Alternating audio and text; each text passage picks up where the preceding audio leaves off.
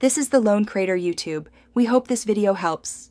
You'll start by ensuring the essentials are already present. Python compatible with Tensorflow and VS Code with the Python extension. Create and activate a virtual environment inside your project folder so dependencies stay isolated.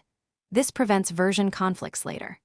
Once done, install pip and upgrade it, and use pip to install Tensorflow CPU or Tensorflow with GPU support depending on your hardware. Make sure to select the Venv interpreter in VS Code, so run and debug.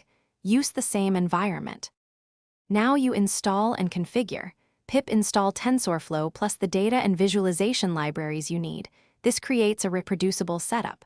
Once the packages are installed, configure VS Code debug settings, launch. JSON to run your training scripts with proper args and environment variables. Also set up workspace settings for linting and formatters so code stays readable.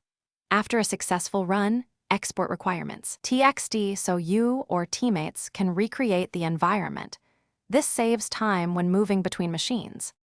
Finally, run a small TensorFlow script that imports TensorFlow and prints device placement to confirm CPU or GPU usage. This is a quick functional test.